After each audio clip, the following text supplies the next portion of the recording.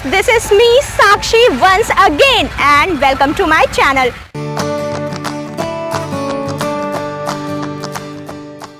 तो फिर से मैं आज आ गई हूँ कपिलवस्तु। कपिलवस्तु में आज मैं आपको कपिलवस्तु के बारे में बताऊंगी भी और अपने साथ साथ घुमाऊंगी भी। जब भी हम यहाँ आते हैं कपिलवस्तु तो महात्मा बुद्ध से जुड़ी हुई सारी बातें हमें जानने को मिलती हैं, देखने को मिलती हैं और वही सारी चीज़ें मैं आज आपको बताने वाली हूँ। राजा शुद्धोधन की राजधानी कपिलवस्तु यूपी के डिस्ट्रिक्ट सिद्धार्थनगर से 20 किलोमीटर दूरी पर स्थित है। राजा शुद्धोधन और महामाया के पुत्र प्रिंस सिद्धार्था यानी कि लॉर्ड बुद्धा ने अपना बचपन यहीं पर बिताया था, जिसकी वजह से कपिलवस्तु और भी फेमस हो जाती है। 29 वर्ष की आयु में प्रिंस सिद्धार्था ने अपना घर त्याग दिया और बहुत सालों की कठोर तपस्या के बाद बौद्ध गया में ज्ञान प्राप्त किया और वे सिद्धार्थ गौतम से गौतम बुद्ध कहलाए।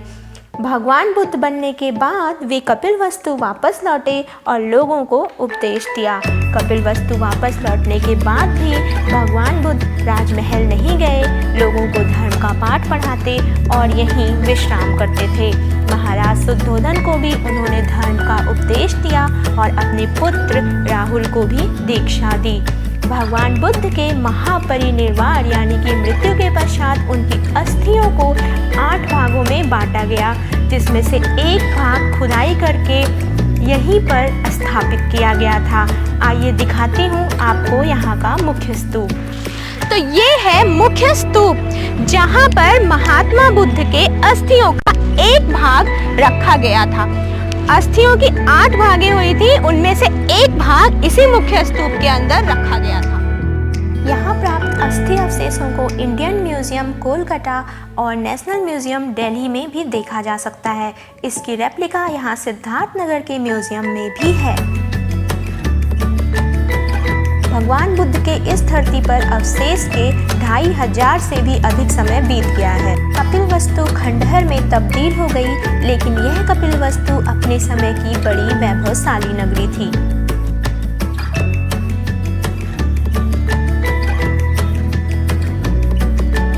जी हाँ, अपने समय में ये कपिलवस्तु बहुत बड़ी, समृद्ध, धन धान्य और जन से परिपूर्ण महानगरी थी, जिसके चारों दिशाओं में 4 द्वार थे।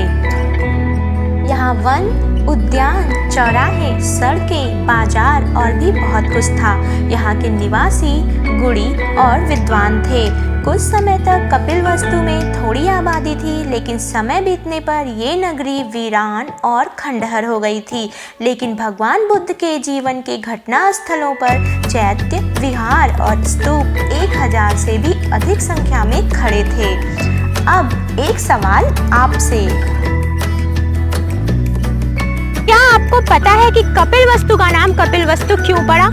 चलिए मैं बताती हूँ आपको। कपिलवस्तु का नाम कपिलवस्तु इसीलिए पड़ा क्योंकि यहाँ तपस्या की थी एक सिद्ध मुनिवर कपिल ने, और इसीलिए इस नगर का संबंध कपिल मुनि से भी बताया जाता है। ऐसा भी माना जाता है कि यह नगर कपिल मुनि के आश्रम के स्थान पर बसाया गया है और आज यह कपिलवस्तु विश्व भर में बौद्ध धर्म मानने वालों के लिए पवित्र तीर्थ बन गया है। बुद्ध पूर्णिमा पर महाबोधि सोसाइटी इन अस्थि अवशेषों की विशेष पूजा आयोजित कराती है। भगवान बुद्ध के इस नगरी और इन विशेष अस्थि अवशेषों के दर्शन के लिए लोग न केवल अपने देश से बल्कि विदेश से भी आते हैं। तो आई होप कपिलवस्तु पार्क का मेरा ये वीडियो आप सबको जरूर पसंद आया होगा, और अगर पसंद आया तो इसे लाइक जरूर करना, सब्सक्राइब करना मेरे चैनल को और बेल आइकन को जरूर प्रेस करना। और इसी के साथ मैं मिलती हूँ मेरे नेक्स्ट वीडियो में। Till then bye bye, take care.